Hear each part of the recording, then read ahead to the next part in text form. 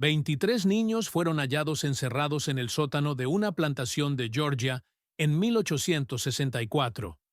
Todos compartían rasgos llamativos: pómulos altos, ojos verde pálido y cabello castaño rojizo con vetas doradas. Cuando los soldados de la Unión forzaron las puertas de hierro de la hacienda Thornhill, en el condado de Burke, encontraron a esos menores acurrucados en la oscuridad. Algunos de apenas 4 años, otros ya al borde de la adolescencia. La mayor, una chica de 13, dijo algo que revolvió el estómago incluso a veteranos de guerra. La señora dice que somos su legado. No podemos irnos porque llevamos su sangre. Los registros militares del 34 o de Infantería de Massachusetts mencionan el suceso una sola vez, en una carta marcada como «confidencial», que quedó enterrada en los archivos del regimiento durante más de un siglo.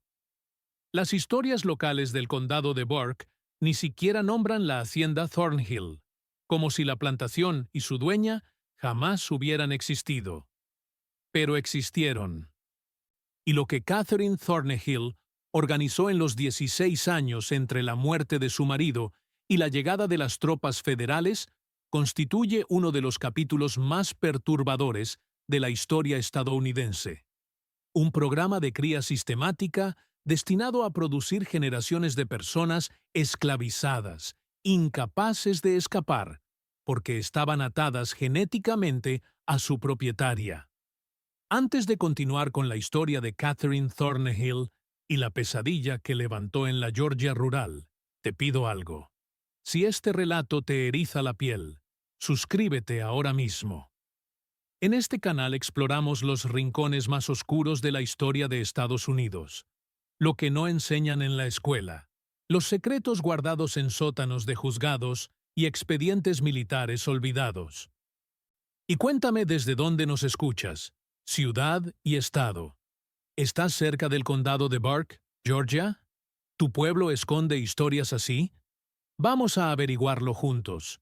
Volvamos al inicio, a una fría mañana de febrero de 1847, cuando una joven viuda heredó una plantación moribunda y concibió un plan que perseguiría a Georgia durante generaciones.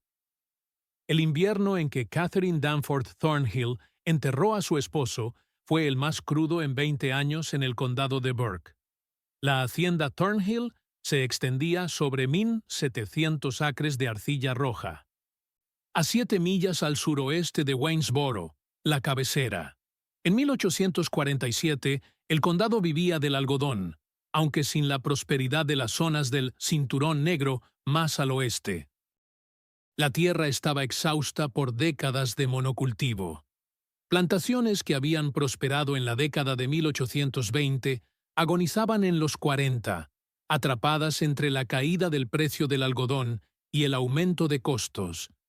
La guerra con México había restado mano de obra y las discusiones sobre expansión territorial dividían a las comunidades. Thornhill había sido una de las propiedades más sólidas de la región. Jonathan Thornhill, el difunto esposo de Catherine, la recibió de su padre en 1838 con 42 trabajadores esclavizados, equipo suficiente y deudas manejables. Pero Jonathan administró mal y además era jugador empedernido. Cuando una fiebre invernal lo mató en febrero de 1847, la hacienda estaba hipotecada hasta el cuello. Los campos apenas daban para alimentar a la gente y los acreedores rondaban como buitres. Catherine tenía 28 años cuando enviudó. Se había casado con Jonathan a los 19, en un acuerdo arreglado por su padre, Theodore Danforth, próspero comerciante de Augusta. Los Danforth eran una familia de dinero antiguo en Georgia, descendientes de colonos de la década de 1730. Educada por tutores, con francés aceptable y preparada para llevar una gran casa, lo que no esperaba era heredar una plantación en ruinas, cargada de deudas, y con un hijastro de 16 años que la miraba con algo cercano al odio. Richard Thornhill, hijo del primer matrimonio de Jonathan, perdió a su madre al nacer en 1831, y su padre, Se volvió a casar 5 años después. Nunca aceptó a Catherine. La veía como una intrusa que reemplazó a su verdadera madre. Era taciturno y lector. Pasaba el tiempo en la pequeña biblioteca, evitando tanto a su madrastra como el trabajo práctico del campo. A Catherine le parecía débil, poco útil y excesivamente sentimental con los esclavizados. Incluso había sugerido enseñarles a leer, una idea tan peligrosa que ella le prohibió mencionarla de nuevo. La plantación reflejaba la decadencia. La casa principal, de 2 pisos, ladrillo encalado y 6 columnas al frente, construida en 1805 al estilo federal. Tenía la pintura descascarada y goteras en 3 sitios.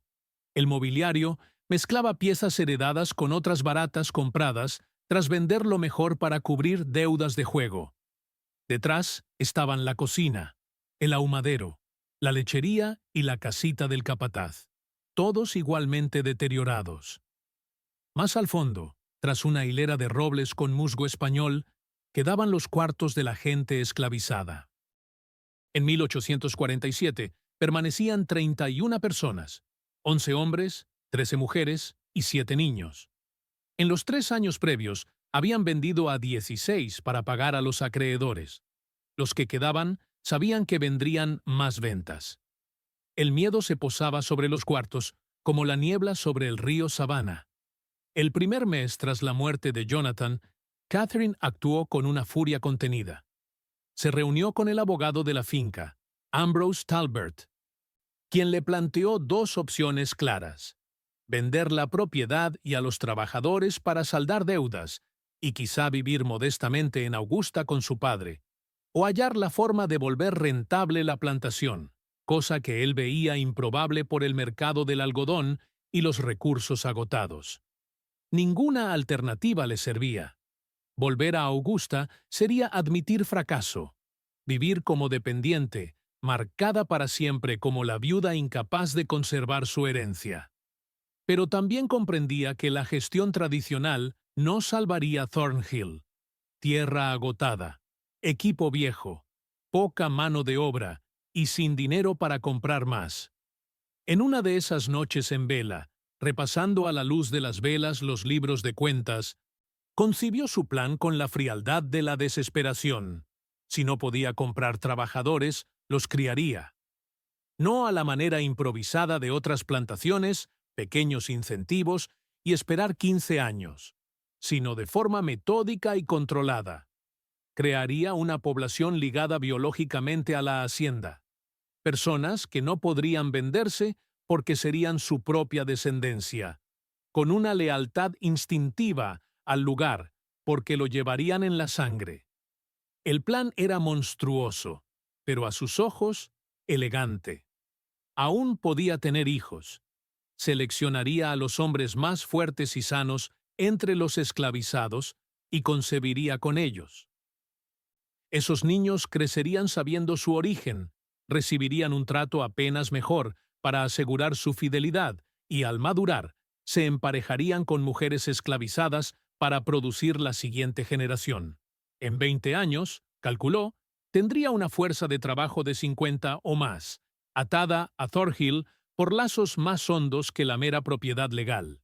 Empezó un cuaderno para afinar los detalles. No era un diario sentimental. Lo llamó Registros de cultivo, llenos de cálculos, observaciones y planes. Escribía con un cifrado simple, sustituyendo palabras clave por términos agrícolas. Los niños eran plantones, los hombres elegidos pie de cría, los embarazos siembras. Las páginas estaban cubiertas de diagramas que parecían cuadros de cría de ganado porque, en esencia, lo eran.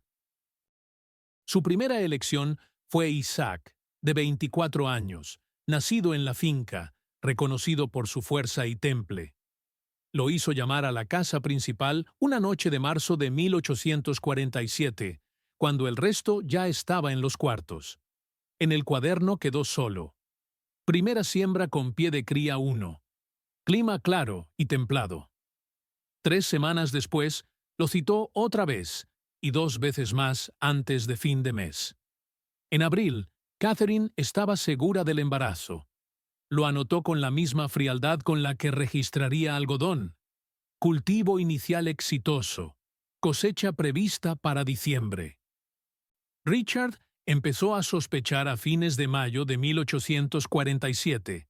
Ella había dejado sus cabalgatas matutinas por el calor, aunque apenas iniciaba el verano.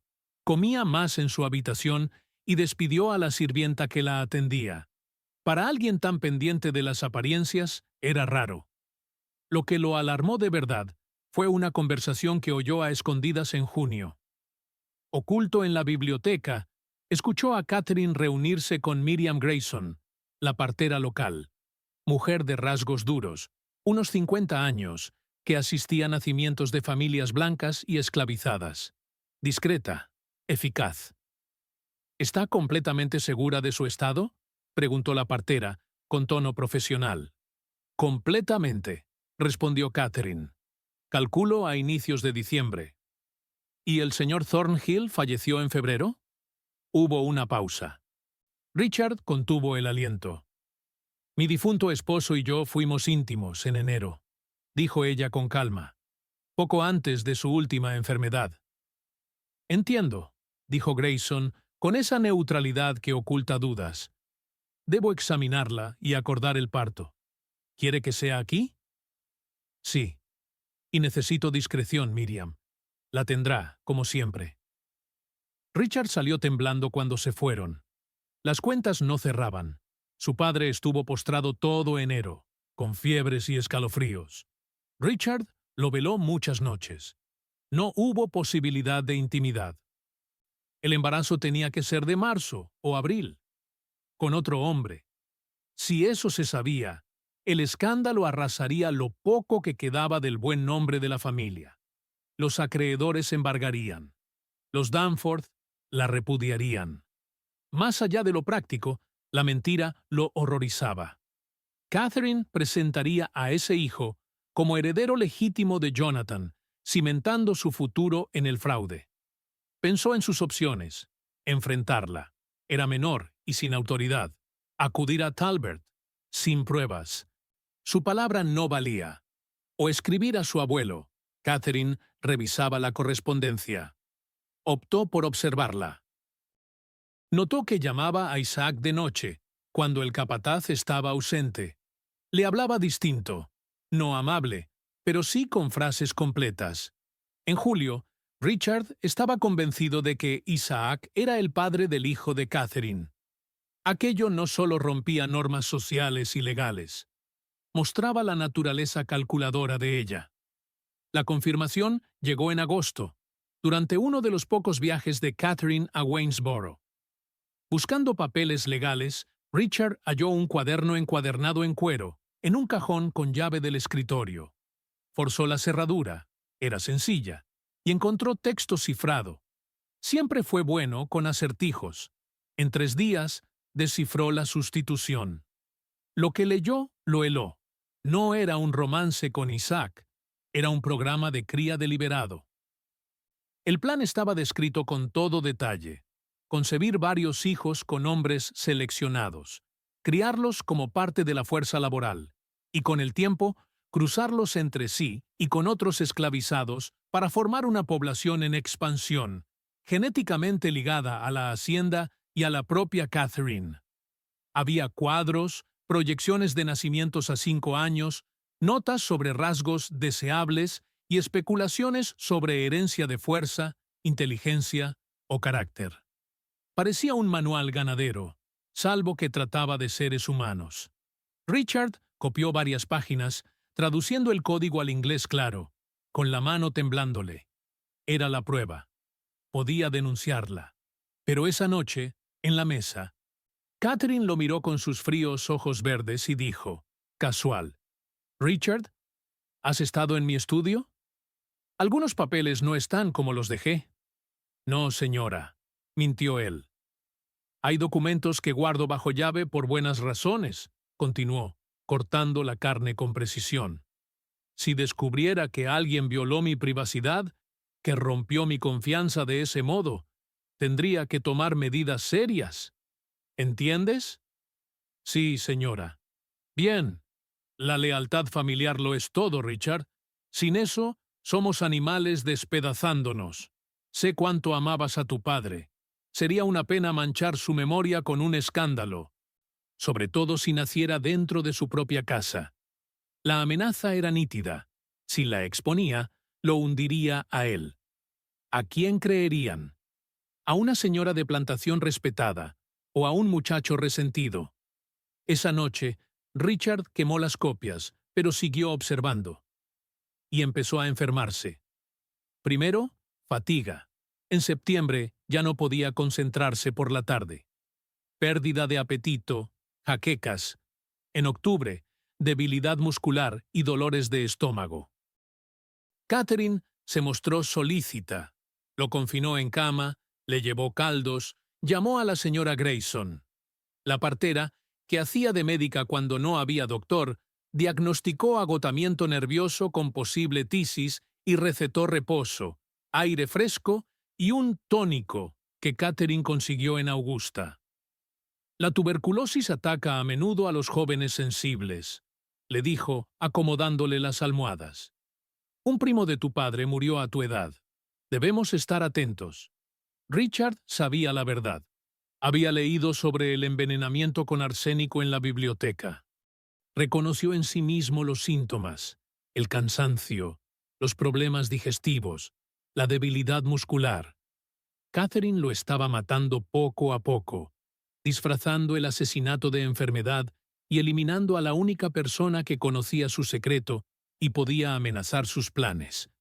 Pero él estaba demasiado débil para defenderse y demasiado aislado para pedir ayuda. Los sirvientes de la casa obedecían a Catherine sin cuestionarla. El capataz rara vez subía a la residencia principal. La habitación de Richard estaba en el segundo piso, y para noviembre apenas tenía fuerzas para levantarse de la cama, mucho menos para huir de la propiedad y llegar a Westboro. Hizo un último intento por desenmascarar a Catherine a finales de noviembre. Escribió una carta a su abuelo, Danforth, en Augusta. Le tomó 3 días redactarla, trabajando unos minutos cada vez antes de que el agotamiento lo venciera. Allí describía el programa de cría de Catherine, su cuaderno y el envenenamiento. Selló la carta y se la entregó a una joven criada, una muchacha llamada Pearl, rogándole que la enviara en Westboro sin decirle nada a Catherine. Pearl tomó la carta. Pero también avisó a Catherine, aterrada de lo que podría suceder si la señora descubría que guardaba secretos.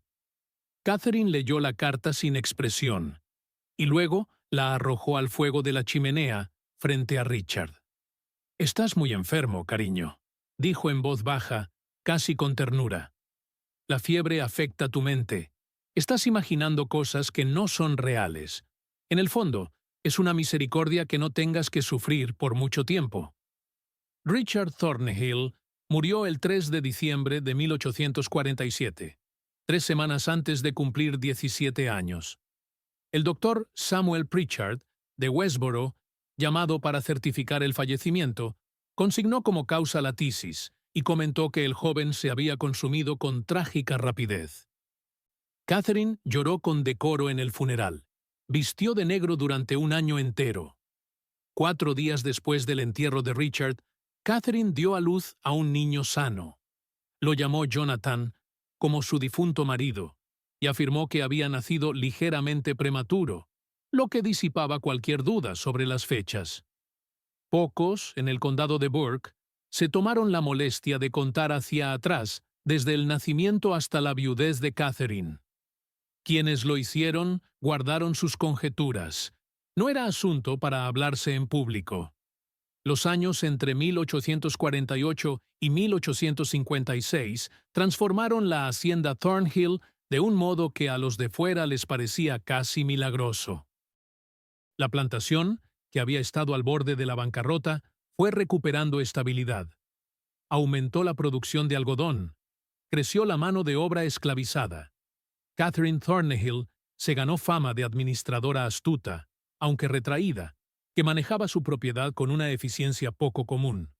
Pero esa eficiencia tenía un costo terrible que nadie de fuera alcanzaba a ver. Entre 1848 y 1853, Catherine volvió a parir 4 veces, hijas llamadas Eleanor, Abigail y Margaret, y otro hijo al que puso Samuel.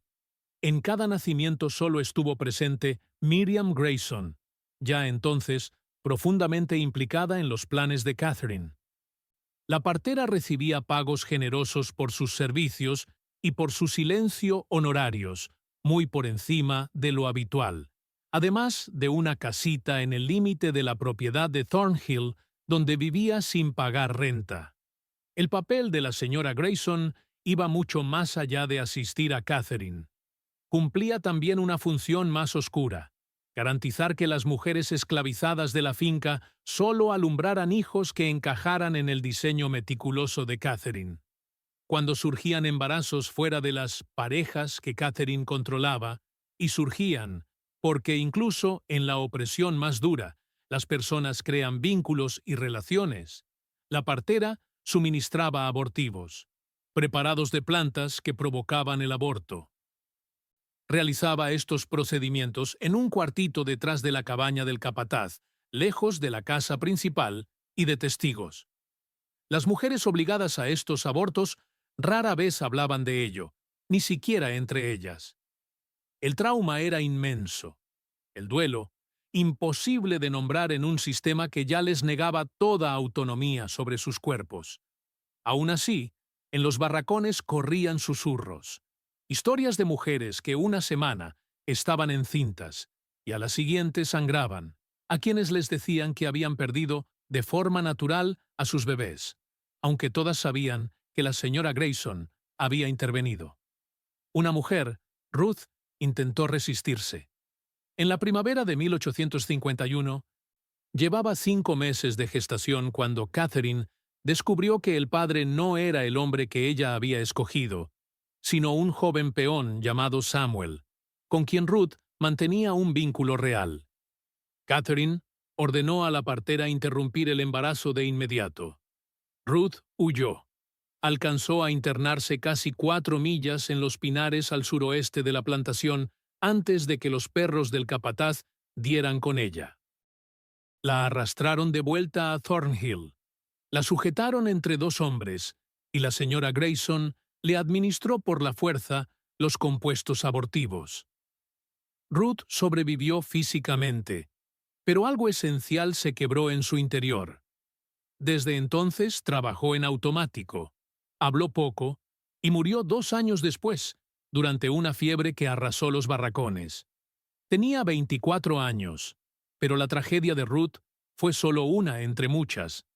Para 1856, el programa de Catherine había dado como resultado 7 hijos suyos, criados en un espacio liminar muy peculiar. Legalmente seguían siendo esclavos. Catherine los había inscrito como tales en los registros del condado, declarándolos hijos de mujeres esclavizadas de la finca, lo que le otorgaba su propiedad legal. Pero en la práctica vivían en la casa principal, vestían mejor, comían mejor que los demás niños esclavizados y recibían educación informal de la propia Catherine. El pequeño Jonathan, el mayor, tenía 8 años en 1856. Era serio y callado, y se parecía mucho a Catherine. Los mismos ojos verdes, el mismo cabello castaño rojizo, los mismos rasgos afilados. No recordaba a su padre, Isaac, vendido a una plantación de Alabama en 1849. La presencia de Isaac se había vuelto un estorbo una vez cumplida su función. El dinero de su venta ayudó a saldar deudas del predio. Los menores no sabían nada de su verdadera ascendencia. Catherine les decía que eran huérfanos afortunados a quienes había acogido por caridad cristiana. Les enseñaba a leer y escribir, una ilegalidad peligrosa en Georgia, donde estaba prohibido alfabetizar a personas esclavizadas, pero estaba segura de que nadie de fuera entraría en su casa para descubrirlo. Los estaba formando para la siguiente fase de su plan, y esa fase exigía paciencia. Tenían que alcanzar la madurez física antes de ser utilizados para la cría. Catherine siguió llevando un registro minucioso: crecimiento, salud, temperamento. Anotaba quién mostraba fuerza, quién parecía más inteligente, quién era más dócil. Planeaba emparejamientos con décadas de antelación. Mientras tanto, continuó teniendo más hijos. Entre 1854 y 1856 nacieron 3 más: los varones William y Henry, y una niña llamada Caroline, cada uno con un padre distinto, elegido a conciencia entre los hombres esclavizados de la finca. Los criterios de Catherine eran implacablemente prácticos: salud, fuerza, dentadura aceptable, buena vista, ausencia de defectos visibles. El carácter le importaba nada. Para ella eran simple materia genética que aprovechar. Los hombres no tenían opción. Cuando Catherine los llamaba a la casa principal, acudían, sabiendo que negarse implicaba castigos brutales o la venta. Algunos comprendían lo que ocurría, que los hijos que Catherine paría eran su propia descendencia biológica, aunque serían criados para ver en Catherine a su benefactora y salvadora. La tortura psicológica era extrema. Se les forzaba a ser padres de hijos a los que jamás podrían reconocer, criar ni proteger. Uno de ellos, Thomas, fue citado a la casa en 1855. Tenía 26 años y estaba casado con Hannah, que vivía en los barracones y esperaba su primer hijo. Cuando supo que Catherine quería usarlo para la cría, intentó negarse. El capataz, un hombre brutal llamado Virgil Kane, lo hizo azotar delante de todos 39 latigazos que le dejaron la espalda marcada de por vida. Después, Catherine lo mandó a la casa de todos modos. Thomas obedeció. No tenía alternativa. Nunca habló con Hannah de lo ocurrido allí, y Hannah nunca preguntó. Hay cosas demasiado venenosas como para ponerles palabras. Para 1856, la hacienda Thornhill albergaba una población que, en apariencia, era normal, pero en realidad respondía a la lógica retorcida de Catherine. Estaban los peones del campo, unos 20 adultos, y sus hijos, que cultivaban algodón y maíz bajo la supervisión del capataz. Estaban los sirvientes de la casa, 3 mujeres y un anciano, encargados de la cocina, la limpieza y el mantenimiento. Y estaban los niños especiales de Catherine, 10 en total hacia 1856, desde los 8 años hasta la cuna. Estos niños ocupaban un lugar extraño en la jerarquía de la plantación. Los demás esclavizados los resentían por sus privilegios, pero también los compadecían por lo que representaban. En los barracones, todos entendían, al menos de forma intuitiva, lo que Catherine estaba haciendo. No conocían aún las palabras eugenesia o programa de cría, pero reconocían el patrón. Veían cómo Catherine registraba todo, cómo los medía de cuando en cuando, cómo anotaba su desarrollo en un cuaderno bajo llave, y esperaban, con un horror en suspenso, a ver qué pasaría cuando esos niños crecieran, porque todos sabían lo que Catherine pretendía. Lo dejaba caer en comentarios y órdenes. Esos niños estaban siendo criados para producir la siguiente generación de trabajadores. Eran herramientas en el plan a largo plazo de Catherine para forjar una mano de obra que nunca pudiera irse ni ser vendida, porque estaría unida a ella y a Thornhill por la sangre. Una abominación presentada como innovación. En la plantación rural de Georgia, de los años 1850, sin supervisión externa y con el poder absoluto concentrado en la propietaria, Catherine pudo llevar adelante su visión sin interferencias. El único que podía suponer un riesgo era el abogado Talbert, en Westboro, que gestionaba los asuntos legales, y por ello tenía acceso a documentos que podrían levantar sospechas. Pero Talbert era un pragmático que apreciaba a los clientes rentables, y para 1856, Thornhill ya daba ganancias, rendimientos de algodón al alza, más trabajadores producidos sin costo de compra, deudas en descenso. Talbert no hizo preguntas incómodas porque también se beneficiaba. el aislamiento ayudaba a mantener el secreto.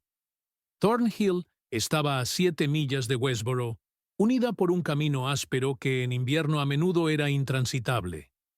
Había pocos vecinos. La plantación más cercana quedaba a 3 millas. Catherine rara vez recibía visitas y desalentaba las reuniones sociales.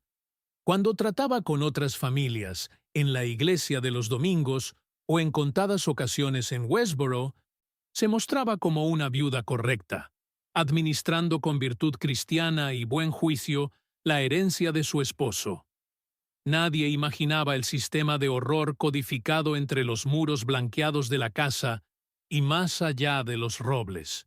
Y, aunque lo hubieran sospechado, ¿les habría importado? Era la Georgia de los 50 del siglo XIX, una sociedad levantada sobre la explotación brutal del trabajo esclavizado.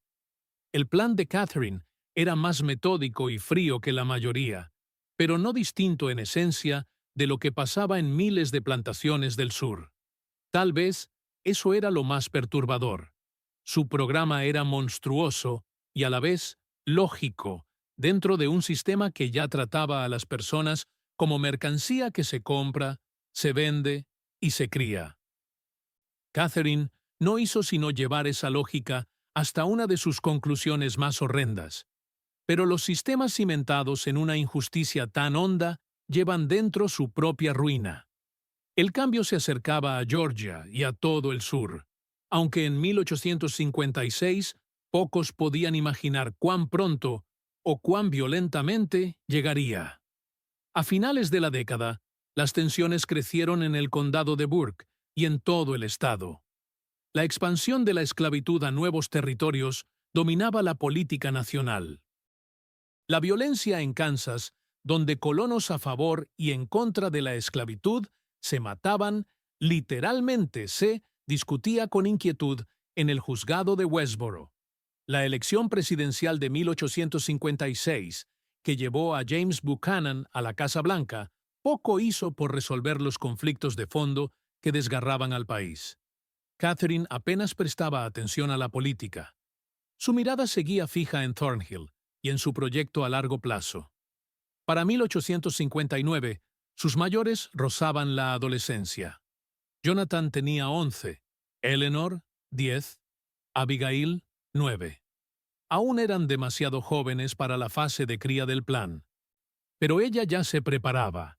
Iba eligiendo qué jóvenes esclavizadas serían parejas adecuadas cuando llegara el momento. Fue entonces cuando levantó lo que llamó la Sala de la Herencia, en una zona antes inutilizada del ala este de la mansión. A los sirvientes les dijo que sería un depósito para archivos y recuerdos familiares. En realidad, era un santuario de su programa, una habitación sin ventanas, iluminada por lámparas de aceite, con estantes en las paredes y una gran mesa central. En los estantes guardaba sus cuadernos cifrados, 3 volúmenes encuadernados en cuero hacia 1859, detallando cada nacimiento, cada emparejamiento, cada observación sobre el desarrollo de los niños. También guardaba pequeños frascos de vidrio, cada uno con un nombre y una fecha, conteniendo mechones de cabello.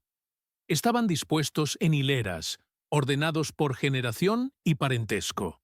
Un archivo físico de sus experimentos genéticos. Sobre la mesa, Catherine había trazado árboles genealógicos elaborados, no para reflejar la familia real, sino para proyectar los emparejamientos de las generaciones futuras. Nombres unidos por líneas con notas de resultados esperados. Constitución fuerte, buena dentadura, inteligente, temperamento dócil. Parecían planillas de cría de perros de exposición o caballos de carrera, excepto que eran seres humanos. Abigail emparejada con Jacob, hijo de Thomas. Eleanor con Marcus, hijo de Isaac, que nacería en 1862. Margaret con Peter, sobrino de Samuel. Catherine pasaba horas allí, planificando a décadas vista, imaginando una Thornhill poblada por un centenar largo de trabajadores, todos descendientes suyos, atados por la genética y por la mente a esa tierra. En su cabeza, estaba construyendo algo revolucionario. Una plantación sin escasez de mano de obra, sin gastos de compra, sin riesgo de fugas masivas, porque no habría a dónde ir. Familia, en el sentido más literal. La puesta en práctica de esta visión exigió que Catherine ejerciera un control aún más estricto sobre las estructuras sociales de la plantación.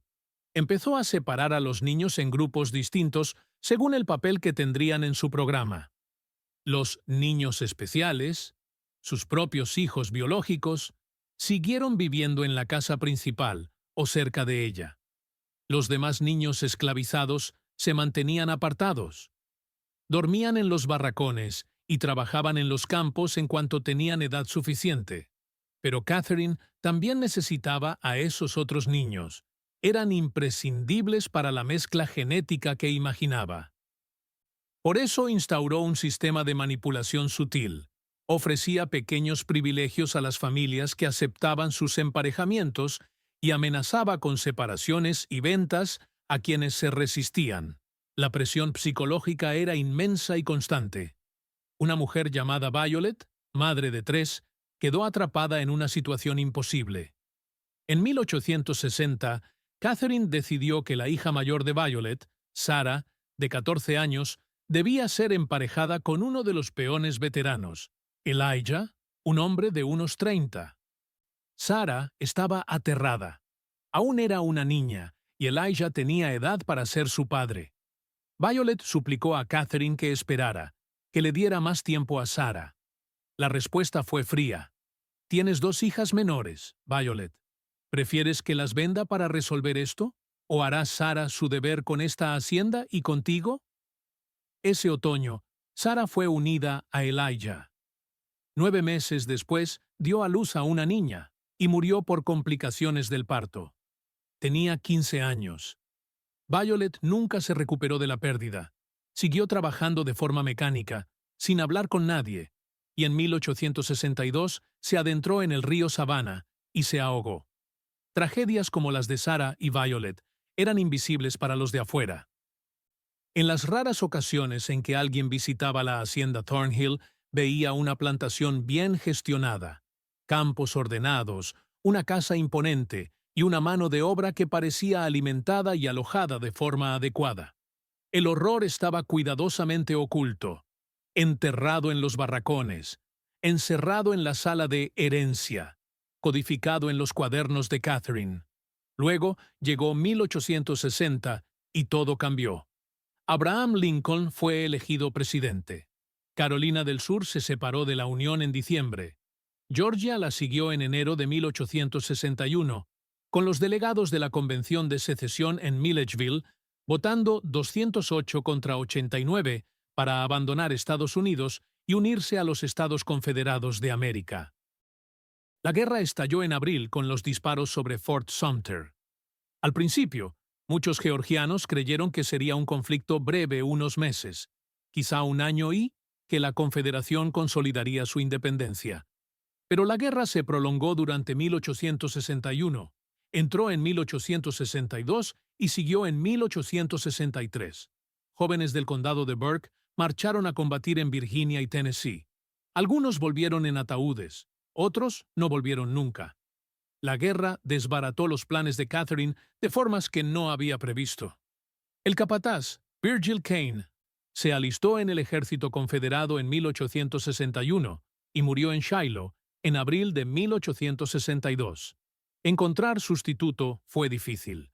La mayoría de hombres blancos aptos estaban en el frente. Catherine acabó contratando a un anciano llamado Silas Kendrick, demasiado mayor para el servicio militar. Kendrick era menos brutal que Kane, pero también menos eficaz para mantener la disciplina y el control. La población esclavizada de Thornhill empezó a percibir el cambio en el equilibrio de poder. Por las redes entre plantaciones de Georgia circulaban noticias susurros de victorias unionistas. Rumores de que Lincoln había proclamado la libertad de los esclavos en territorio confederado, conjeturas sobre lo que ocurriría si los yanquis llegaban al sur. Catherine apretó las riendas cuanto pudo. Confinó a la gente esclavizada dentro de la plantación, prohibiendo salir incluso para visitar parientes de propiedades cercanas. Aumentó ligeramente las raciones para reducir la tentación de huir, y aceleró su programa de cría, empujando a algunos niños a emparejamientos antes de lo previsto. Jonathan, su hijo mayor, cumplió 15 en diciembre de 1862. Catherine decidió que estaba listo. Había elegido a una joven llamada Rachel, de 16 años, hija de un peón del campo. Rachel no tuvo voz en la decisión. En febrero de 1863, Catherine organizó para Jonathan y Rachel una boda en la casa principal, una parodia de matrimonio sin validez legal, diseñada solo para darle un barniz de respetabilidad al emparejamiento reproductivo. Jonathan, criado aislado del resto de la población esclavizada y enseñado a ver a Catherine como su benefactora, aceptó sin cuestionar. No comprendía lo que le habían hecho. No sabía que Catherine era su madre biológica, ni percibía la profunda atrocidad de todo aquello. Rachel, traumatizada hasta el silencio, no dijo nada. Pero en los barracones había ojos atentos. Vieron a Catherine unir a esos niños especiales, los criados, en la casa principal, con otros jóvenes esclavizados. Entendieron que era la siguiente fase de lo que Catherine llevaba años urdiendo, y en los barracones empezó a crecer una rabia silenciosa y desesperada, una rabia que no tendría salida hasta que las circunstancias, por fin, se torcieran a su favor. La primavera de 1863 trajo noticias terribles al condado de Burke. Las pérdidas confederadas se acumulaban. El ejército de la Unión controló el Mississippi tras la caída de Vicksburg. En julio, la invasión de Pensilvania por Lee terminó en desastre en Gettysburg. La escasez de comida, telas y artículos básicos volvió la vida cada vez más difícil, incluso para las familias blancas de plantaciones.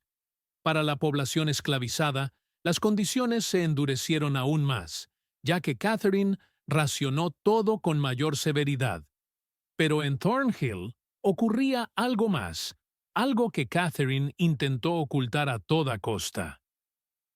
Los niños que había criado y cruzado empezaban a descubrir su verdadero origen.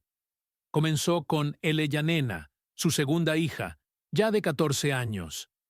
Siempre fue la más observadora, la que hacía preguntas incómodas.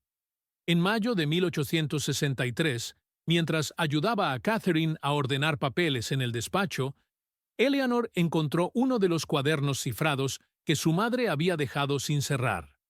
Eleyanena había aprendido a leer con la propia Catherine. Era inteligente, curiosa y estaba aburrida con las pocas lecturas disponibles en la casa. El cifrado del cuaderno la intrigó. Pasó 3 semanas trabajando en secreto igual que Richard 16 años antes, desentrañando poco a poco la sustitución. Lo que halló destruyó la comprensión que tenía de su vida. El cuaderno detallaba su concepción. Segunda siembra con portainjerto. 2. Thomas, 21 años. Excelente ejemplar físico. Espalda fuerte. Buenos dientes. Clima cálido y húmedo. Se anticipa cosecha a finales de octubre de 1848. Eleyanena leyó la entrada una y otra vez, temblándole las manos. Portainjerto, 2. Thomas. Lo conocía, uno de los peones del campo, un hombre callado de 30 y tantos que nunca miraba a nadie a los ojos. Él era su padre. Catherine era su madre. No era una huérfana acogida por caridad. Era el producto de un experimento de cría deliberado. Las implicaciones se agolparon en su mente. Si era cierto para ella, lo era para Jonathan, para Abigail, para todos los niños que Catherine había llevado a la casa principal. Eran hijos biológicos de Catherine, concebidos con hombres esclavizados, y les habían mentido toda la vida. Peor aún, el cuaderno detallaba los planes para su futuro. Anotaciones sobre emparejamientos, descendencia esperada, creación de una fuerza laboral autosuficiente. Vio su propio nombre en un esquema, unido por una línea a alguien llamado Marcus, hijo de Isaac. Nacerá en 1862. Emparejamiento con Eleanor, previsto para 1865. Eleanor sintió náuseas. Catherine pensaba unirla con un muchacho que todavía no había nacido, obligarla a tener hijos que quedarían esclavizados allí para siempre, convertirla en otra herramienta reproductiva de ese sistema de pesadilla. Esa noche la encaró, con la voz trémula de rabia y horror. «Leí tu cuaderno. Sé lo que eres. Sé lo que soy». El rostro de Catherine se heló, sus ojos, fríos como el invierno. «No deberías haber hecho eso, Eleanor. Eres mi madre. Thomas es mi padre. Y has planeado criarnos como animales», logró decir Eleanor. «Siéntate», ordenó Catherine. «No, siéntate». La amenaza era inequívoca. Eleanor se sentó, temblando de pies a cabeza. Catherine paseó por la habitación, calculando qué hacer con el problema que Eleanor representaba. Al fin habló. «Eres lo bastante lista como para entender nuestra posición, así que seré franca. Sí, soy tu madre biológica. Sí, he estado implementando un programa sistemático para crear una mano de obra autosuficiente para esta hacienda. Y sí, tú y los demás participaréis cuando alcancéis la edad». «Yo no», dijo Eleanor, aunque sin mucha convicción. «Lo harás, porque la alternativa es mucho peor». Catherine se inclinó, el rostro a centímetros del de Eleanor. «Ahora vives en esta casa. Comes bien. Llevas ropa decente. Sabes leer y escribir. ¿Qué crees que pasará si te niegas a cooperar? Te vendo a una plantación de Alabama o Mississippi, donde matan a los peones en 5 años, donde a las mujeres las brutalizan por costumbre, donde la alfabetización se paga con azotes o algo peor. ¿Es eso lo que quieres?» Eleanor cayó, con lágrimas corriéndole por la cara. Eso pensaba. Catherine se irguió. «No hablarás de esto con tus hermanos. No lo mencionarás en los barracones. Seguirás tu vida exactamente igual, y cuando llegue el momento de cumplir tu papel en el futuro de esta familia, lo harás. ¿Entendido?» «Sí», susurró Eleanor. Pero Catherine cometió un error crítico. Reveló la verdad sin controlar la información. Eleanor sí habló con otros, no de inmediato, pero sí poco a poco y con cuidado. Primero se lo contó a Jonathan y le repitió de memoria las entradas del cuaderno. La reacción de él fue distinta. Catherine lo había condicionado por completo y lo mantuvo tan aislado de marcos alternativos que le costaba ver qué había de malo en el plan. «Nos dio una vida mejor», dijo, desconcertado por la ira de Eleanor. «Podríamos estar en los campos, en cambio, estamos aquí. Somos propiedad, Jonathan. Somos esclavos. Nuestra propia madre nos esclavizó. Nos protege, nos mantiene juntos. Si nos vendieran, nos separarían, nos mandarían a lugares distintos. De este modo, seguimos juntos. Seguimos en Thornhill». Eleanor comprendió con horror que Jonathan estaba demasiado adoctrinado. No veía la jaula que Catherine había levantado a su alrededor. Pero Abigail, con 13 años y filo de vidrio, entendió de inmediato cuando se lo contaron. Y Margaret, con 12, también.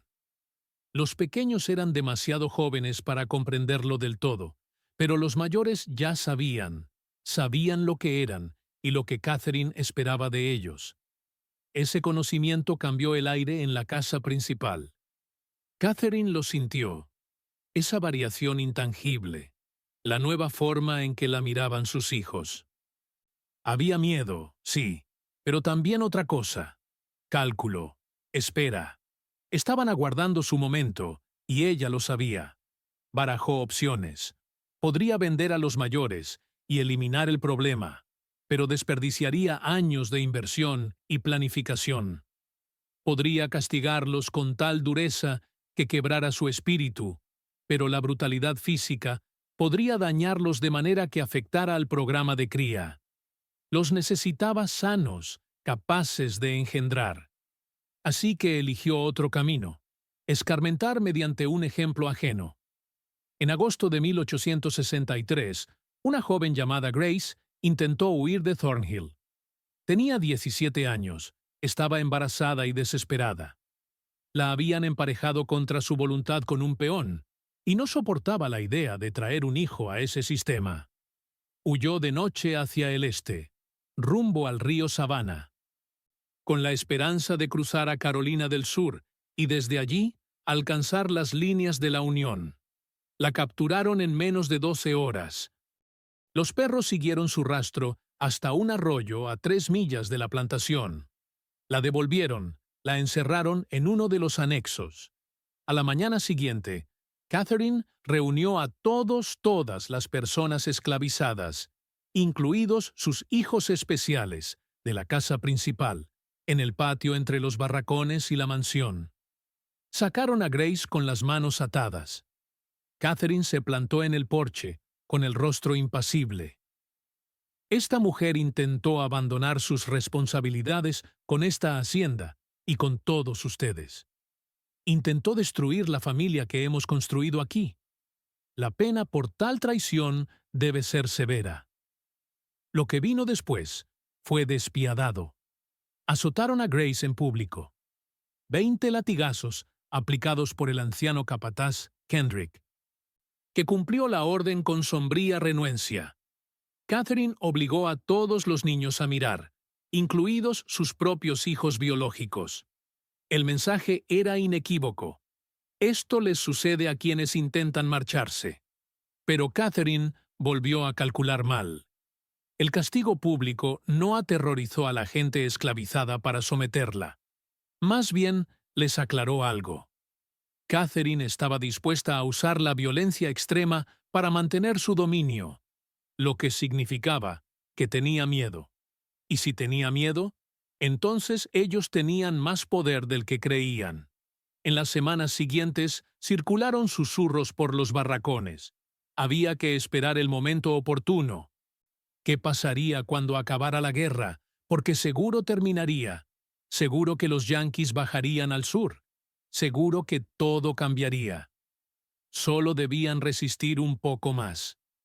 Eleyanena oyó esos murmullos. Empezó a pasar tiempo cerca de los barracones cuando Catherine no la vigilaba, forjando vínculos con otras personas esclavizadas, de las que la habían mantenido separada toda su vida. Supo cosas que Catherine jamás le contó, sobre su padre Thomas, sobre los otros hombres que la dueña había usado, sobre las mujeres que murieron o quedaron destrozadas por el programa de Catherine.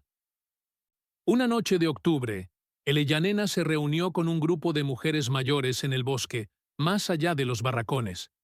Se sentaron en círculo, en la oscuridad, hablando en voz baja. Una mujer llamada Hope, de unos 40 años, miró a Eleyanena con algo entre lástima y respeto. «¿Tu mamá?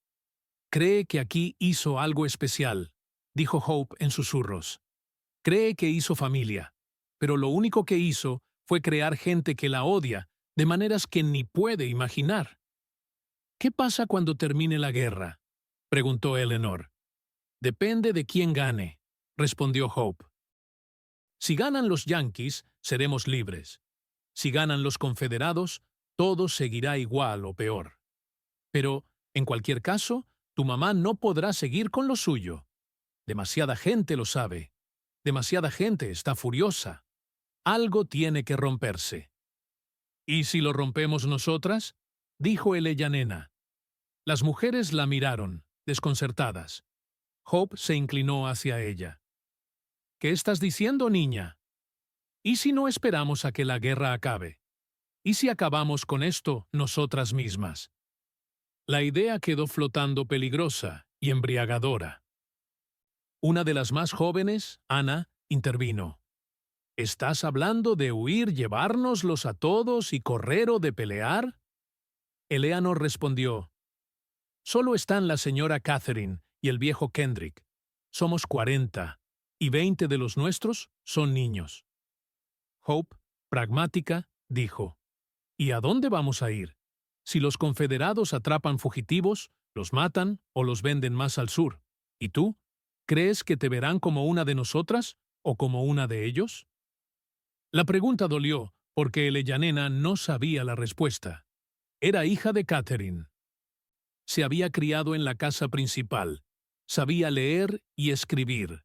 Su piel era más clara que la de la mayoría en los barracones. ¿La aceptarían si todo desembocaba en violencia? Antes de que Eleyanena pudiera contestar, oyeron pasos abriéndose paso entre la maleza. Todas se dispersaron, fundiéndose con la oscuridad.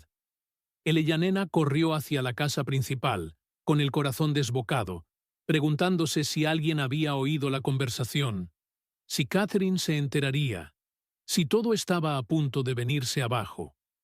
Pero no hubo castigo. El día siguiente transcurrió con normalidad, y el otro también. Parecía que no las habían descubierto. Sin embargo, la semilla ya estaba sembrada. No tenían por qué esperar pasivamente a que fuerzas externas las liberaran. Podían actuar por sí mismas. Esa idea empezó a propagarse por los barracones como una fiebre. Catherine percibió el cambio, pero no supo de dónde venía. Aumentó la vigilancia, mandó a Kendrick patrullar de noche y restringió aún más los movimientos. La tensión en la hacienda Thornhill se volvió más densa semana a semana. Era como mirar una tormenta formarse en el horizonte. Nubes oscuras acumulándose, electricidad en el aire, todos aguardando el rayo. El estallido llegó en marzo de 1864, aunque no como nadie esperaba. Un destacamento de caballería confederada cruzó el condado de Burke requisando suministros, comida, caballos, telas, cualquier cosa útil para la guerra. Catherine no tuvo opción. Entregó maíz, carne en conserva y 2 de los mejores caballos de la finca. Los soldados se quedaron solo una noche, acamparon en los campos tras los barracones y partieron al amanecer. Pero su presencia dejó consecuencias. Hablaban abiertamente del curso de la guerra, y las noticias eran malas para la Confederación. Sherman avanzaba por Georgia. Fuerzas de la Unión cerraban desde varios frentes. Algunos soldados, fatalistas, daban la guerra por perdida. Hablaban de volver a casa, de lo imposible que era mantener la lucha por mucho más tiempo. La gente esclavizada de Thornhill oyó cada palabra. La esperanza estalló en los barracones. La libertad venía en camino. Quizá faltaban meses, quizás semanas, pero venía. Solo debían aguantar un poco más. Salvo que Catherine, al detectar esa esperanza y aterrorizarse por lo que significaba para su proyecto, decidió actuar con contundencia. Si caía la Confederación, si liberaban a la gente esclavizada, todo lo que había construido se derrumbaría. Sus hijos, especiales, se irían. Su programa de cría terminaría. 16 años de trabajo serían en vano. No podía permitirlo. La noche del 17 de marzo de 1864, Catherine reunió a sus hijos biológicos en la casa principal. Jonathan, Eleyanena, Abigail, Margaret, Samuel, William, Henry, Caroline y los 3 más pequeños, aún de pecho. 11 en total, del mayor 16 al menor 6 meses. Las cosas van a cambiar muy pronto, les dijo con voz serena, pero con los ojos encendidos. La guerra puede acabar mal para nosotros. Puede que lleguen los yanquis. Puede que intenten arrebatármelos, destruir nuestra familia. No puedo permitirlo. Eleyanena sintió un frío recorrerle la espalda. ¿Qué piensas hacer? Vamos a asegurar nuestro futuro, respondió Catherine. Esta noche. Los condujo a la sala de la herencia, en el ala este, el cuarto al que nadie, salvo Jonathan, había podido entrar. Encendió las lámparas de aceite. Resplandecieron los estantes con cuadernos, los frasquitos con mechones de cabello, los árboles genealógicos fijados a las paredes. Este es nuestro legado, dijo. Esto es lo que hemos levantado juntos, y nadie nos lo va a quitar. De un armario cerrado con llave, sacó una caja de madera. Dentro había varias botellas de vidrio con un líquido transparente. Es un medicamento llamado láudano, explicó. En dosis pequeñas, calma el dolor. En dosis grandes, ofrece una paz eterna. Abigail soltó un jadeo. ¿Quieres envenenarnos? Quiero protegerlos, corrigió Catherine con un matiz de desesperación. Si vienen los yanquis, si liberan a los demás, ¿a dónde irán? No son lo bastante blancos para vivir entre los blancos. Tampoco, a sus ojos, completamente negros. Serán parias, de nadie y en ninguna parte. ¿Eso es mejor que quedarse aquí, juntos conmigo? Sí, dijo Eleanor con firmeza. Cualquier cosa es mejor que esto. El rostro de Catherine se endureció. Son demasiado jóvenes para entender. Todos lo son. Pero yo soy su madre, y sé que es lo mejor para esta familia. Se acercó a las botellas, pero Jonathan se interpuso. Tenía 16 años, casi la altura de Catherine, y algo en su expresión había cambiado. No, dijo en voz baja. Jonathan, no seas necio. Tú comprendes el plan. Siempre lo has comprendido. Entendía lo que tú me contabas, respondió él. Pero Eleanor me enseñó los cuadernos. Leí lo que escribiste sobre nosotros, sobre el padre Isaac, sobre el padre Thomas, sobre todos. Sé lo que hiciste. Sé lo que eres. Soy tu madre. Eres un monstruo, dijo Jonathan, y la palabra le quebró la voz. Catherine lo abofeteó. El chasquido retumbó en la pieza. ¿Cómo te atreves? Después de todo lo que les he dado, de todo lo que he sacrificado. Tú no sacrificaste nada, intervino Eleanor, colocándose a su lado. Usaste a la gente. La destruiste. Nos destruiste. Catherine miró a sus hijos, y tal vez por primera vez los vio de verdad. Estaban unidos contra ella. Incluso los pequeños, que no comprendían del todo, percibieron el choque y se alinearon con sus hermanos mayores. Los había perdido. En ese instante, tomó una decisión desesperada. Si no podía retenerlos, si la iban a rechazar y a irse y a desbaratar su obra, al menos preservaría el registro de lo logrado. Las generaciones futuras sabrían lo que Catherine Thornhill había creado, aunque la creación hubiera fracasado. Agarró los cuadernos, los esquemas, los frascos con cabellos, apretándolos contra el pecho. ¿Creen que pueden escapar de mí? ¿Que pueden fingir que nada de esto pasó? Estos documentos sobrevivirán. Probarán lo que construí. Probarán que tenía razón. Se abrió paso entre sus hijos y salió corriendo con las pruebas de sus crímenes. Jonathan y Eleanor la siguieron, pero Catherine era más rápida, impulsada por una energía febril. Cruzó la casa, salió por la puerta principal y atravesó el patio hacia los barracones. Lo que siguió depende de a quién se le pregunte. Más tarde, los testimonios discreparían.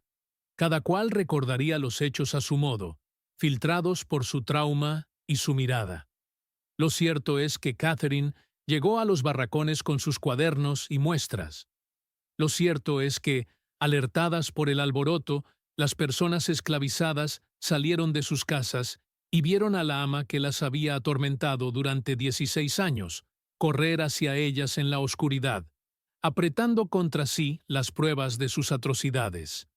Lo cierto es que alguien, quizá Hope, quizá un hombre, quizá varios a la vez, decidió que ese era el momento. Ahí se acababa. Esa noche, Catherine Thornhill desapareció. Sus cuadernos aparecieron desperdigados en el barro, con páginas rotas y sucias. Los frascos con cabello, hechos trizas. Los diagramas, reducidos a cenizas. Y Catherine, simplemente, ya no estaba. Jonathan y Eleanor llegaron a los barracones minutos después y hallaron el caos. Gente gritando, corriendo de un lado a otro, el olor acre de papeles ardiendo. Pero de Catherine, Nada. ¿Dónde está?, exigió Jonathan. Hope lo miró con una expresión inescrutable. Se fue. Eso es todo lo que necesitas saber. Se fue y no va a volver. ¿Qué le hicieron? Lo que merecía, dijo Hope sin más. Ahora tienes una elección, muchacho. Puedes armar escándalo por tu madre, o puedes entender que esta noche se hizo justicia y dejarlo así. Jonathan miró a Eleanor. El rostro de su hermana estaba pálido, los ojos muy abiertos, pero asintió despacio. «Déjalo así», susurró. A la mañana siguiente, reportaron la desaparición de Catherine Thornhill. El viejo Kendrick registró la propiedad sin hallarla. Avisó al sheriff de Waynesboro, que investigó y, al final, concluyó que probablemente la señora había huido por miedo al avance federal, una suposición razonable, dado el estado de la guerra. Nadie de los barracones habló de lo ocurrido. Jonathan, Eleanor y los demás niños guardaron silencio. El registro oficial solo consigna que Catherine Thornhill desapareció la noche del 17 de marzo de 1864 y nunca volvió a verse. Pero en la hacienda todos conocían la verdad, aunque nadie la dijera en voz alta. Esa noche mataron a Catherine. Ocultaron su cuerpo en algún lugar de las 700 acres de la finca. Y sus hijos, su descendencia biológica, sus experimentos, su legado, decidieron dejar impunes a quienes la eliminaron, porque entendían que su madre se había ganado ese destino. La guerra terminó 14 meses después. A finales de 1864, el ejército de Sherman arrasó Georgia, aunque pasó a 30 millas al norte del condado de Burke y no llegó a Thornhill. La Confederación se derrumbó en abril de 1865. La libertad alcanzó a la población esclavizada de Georgia, gracias a la ocupación militar, a la 13ª enmienda y al simple hecho de que el sistema ya no podía sostenerse. En Thornhill, la transición fue enredada. Jonathan, como hijo mayor de Catherine, tenía cierto reclamo legal sobre la propiedad, pero su estatus era ambiguo. Legalmente esclavizado según la ley de Georgia, pero también heredero biológico. El abogado Talbot, en Waynesboro, intentó desenredar el caso, hasta que desistió. La finca quedó en una especie de limbo jurídico. La mayoría de las personas emancipadas abandonaron Thornhill a las pocas semanas. Se dispersaron por Georgia y más allá, buscando familiares vendidos años atrás, oportunidades en las ciudades o, simplemente, poner la mayor distancia posible entre ellas y el lugar de su dolor. Algunas se quedaron, al menos al principio. Hope permaneció, ayudando a organizar a quienes no tenían a dónde ir. Thomas, el padre biológico de Eleanor, también se quedó y, por fin, tras 16 años, pudo reconocer a su hija abiertamente. Tuvieron una conversación sobre Catherine, sobre lo que les hizo, y nunca volvieron a tocar el tema. El dolor era demasiado hondo, demasiado enmarañado con la injusticia de todo. Eleanor permaneció en Thornhill hasta 1867. En esos años aprendió a vivir en libertad, aunque el daño psicológico de su infancia nunca sanó del todo. Más tarde se mudó a Savannah, trabajó de costurera y se casó con un carpintero, William Foster. Nunca tuvo hijos. Jamás habló en público de su madre ni de su niñez. Cuando murió en 1903, su esquela no mencionó la hacienda ni el condado de Burke. Jonathan se quedó más tiempo intentando trabajar la tierra con un pequeño grupo de libertos que permaneció. Pero el mercado del algodón estaba deprimido, el suelo agotado y la mala fama de la propiedad corría entre la comunidad negra del condado. En 1869 se rindió y abandonó la finca. Viajó hacia el oeste y terminó en Texas con un nombre supuesto. Murió en 1891. Entre sus pocas pertenencias había una libreta donde escribió una y otra vez, con letra diminuta: «No elegí esto, no elegí esto, no elegí esto». La hacienda Thornhill se arruinó con rapidez. En 1871, Un incendio sospechoso dañó parte de la casa principal. Las demás estructuras se vinieron abajo. La tierra se embargó por impuestos impagos y se subastó en 1878 a una maderera que taló el bosque viejo y parceló el terreno. Aún así, en 1871 ocurrió algo que devolvió la historia a la atención pública, aunque fuera por poco tiempo. Un posero que trabajaba en una propiedad vecina rompió accidentalmente una antigua cisterna en lo que había sido terreno de Thornhill. Dentro, a unos 9 metros de profundidad, apareció un esqueleto. Los restos estaban casi intactos, preservados por el ambiente fresco y seco. Eran de una mujer, probablemente de 30 o 40 años. Trocitos de tela apuntaban a un vestido de la década de 1860. Junto al esqueleto, un medallón metálico corroído guardaba dos miniaturas, un hombre y un niño. El forense de Waynesboro examinó los restos y concluyó que la mujer murió por un fuerte golpe en el cráneo. La enterraron en una tumba sin nombre, en el cementerio del condado. El registro oficial la identificó solo como mujer desconocida, hallada, antiguas tierras de Thornhill, 1871. Pero la comunidad negra del condado de Burke sabía quién era. La historia se había transmitido en voz baja, en cocinas e iglesias, con un lenguaje velado que protegía a quienes estuvieron allí aquella noche de marzo de 1864.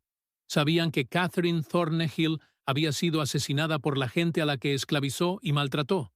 Sabían que su cuerpo se ocultó en un pozo o cisterna profunda. Sabían que, de algún modo, se hizo justicia. Con los años salieron más datos, siempre fragmentarios. En 1889, un moribundo en Alabama confesó a un ministro que había ayudado a matar a su antigua ama en Georgia durante la guerra. No dio nombres ni detalles, pero el ministro dejó constancia. En 1902, una mujer de Savannah, nieta de Hope, escribió una breve memoria donde mencionaba la noche en que desapareció la ama Diablo y nadie la lloró. La prueba más contundente apareció en 1923, cuando un historiador que investigaba la guerra civil en el condado halló un paquete de cartas en el sótano del juzgado. Entre ellas había una de 1865, firmada por el capitán unionista Samuel Reynolds, comandante de una de las primeras unidades federales en entrar al condado tras el final de la guerra. Reynolds escribió: descubrimos indicios perturbadores en una propiedad llamada Hacienda Thornhill, señales de experimentos de cría sistemática llevados a cabo por la difunta propietaria sobre personas esclavizadas, incluidos sus propios descendientes biológicos. Los detalles son demasiado grotescos para relatarlos en su totalidad, pero múltiples testigos confirmaron que la mujer, una tal Catherine Thornhill, había implementado un programa para crear una población esclavizada autosostenible, mediante reproducción forzada a lo largo de generaciones. Los testigos también nos informaron de que la señora Thornhill desapareció en marzo de 1864 y, aunque no dijeron explícitamente qué ocurrió, el sentido era claro. He decidido no proseguir el asunto, pues me parece que la justicia que se le aplicó a esta mujer fue bien merecida. He ordenado a mis hombres no hablar de lo que supimos aquí.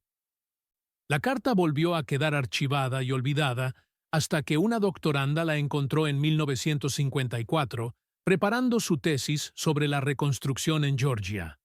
Intentó corroborar el relato entrevistando a ancianos del condado que pudieran recordar historias familiares de aquella época. La mayoría dijo no saber nada. Una mujer de 93 años, bisnieta de una persona esclavizada en Thornhill solo, dijo: pasaron cosas que tenían que pasar. Hubo quien hizo lo que había que hacer, y no hace falta decir más. El último enigma de Thornhill concierne a los 23 niños hallados encerrados en el sótano cuando llegaron las tropas federales. El informe oficial del capitán Reynolds los menciona. igual que varias cartas de soldados de su unidad. Liberaron a los niños y los colocaron con familias de libertos del condado y de los alrededores. Pero su rastro se pierde después. Algunos seguro llegaron a adultos. Algunos quizá tuvieron descendencia. Eso significa que probablemente hoy haya gente en Georgia o en otros lugares que lleve sin saberlo el legado genético de Catherine Thornhill. Puede que desciendan de Jonathan o de Eleanor o de otros niños del programa. Puede que conserven rasgos distintivos, ojos, verde pálido, cabello castaño rojizo, pómulos marcados propios de la descendencia de Catherine. Nunca sabrán que su antepasada edificó su legado sobre uno de los sistemas más calculados de explotación y crueldad de la historia estadounidense. Nunca sabrán que existen, porque una mujer decidió tratar a seres humanos como ganado, para forjar una dinastía basada en la reproducción forzada y el control genético. Nunca sabrán que el cuerpo de su tataratatarabuela yace en una tumba sin nombre en el condado de Burke, puesto allí por la gente a la que ella atormentó, gente cuyos nombres jamás conoceremos, porque se protegieron entre sí aún en libertad. Hoy, el lugar de la hacienda Thornhill no es más que campo y bosque. El condado no mantiene placas conmemorativas. Ningún libro local la detalla. Los cimientos de la casa siguen ahí, si sabes dónde mirar, ocultos bajo hojas y maleza acumuladas por décadas. El viejo pozo donde ocultaron el cuerpo de Catherine hace mucho que colapsó y se llenó de tierra. Pero la historia persiste transmitida por tradición oral en la comunidad negra del condado, susurrada en círculos de genealogía, aludida de forma oblicua en trabajos académicos sobre esclavitud y eugenesia. Persiste porque representa una verdad terrible de la historia de Estados Unidos, no solo la brutalidad de la esclavitud, sino la facilidad con que los seres humanos racionalizan y sistematizan la crueldad cuando detentan un poder absoluto sobre otros. Catherine Thornhill se convenció de que construía algo revolucionario, un nuevo modelo de gestión de plantaciones, la seguridad del futuro de su familia. En realidad, perpetuaba y agravaba uno de los mayores males de la humanidad. Y las personas a las que explotó, las que crió, controló y atormentó, terminaron borrándola de la historia con la misma exhaustividad con la que ella intentó borrar su humanidad. ¿Qué piensas de esta historia? ¿Crees que ya salió todo a la luz? ¿O todavía quedan secretos enterrados en esas tierras del condado de Burke? La verdad es que tal vez nunca conozcamos por completo lo sucedido en Thornhill. Quienes lo vivieron, los sobrevivientes, decidieron llevarse algunos secretos a la tumba. Y quizá tienen derecho. Quizá ciertas historias pertenecen a quienes las soportaron, no a historiadores ni narradores como yo. Aún así, podemos honrarlos recordando que su resistencia importó, que su supervivencia importó, que perseveraron frente a un sistema diseñado para destruirlos. Si esta historia te conmovió, si te hizo pensar en los pasados ocultos de tu propia comunidad, cuéntamelo en los comentarios. Comparte este video con quien aprecia inmersiones profundas en los capítulos más oscuros de Estados Unidos. Suscríbete al canal para más relatos que cuestionan lo que crees saber sobre la historia. Y recuerda, el pasado nunca está tan lejos como nos gustaría. Nos vemos en el próximo video.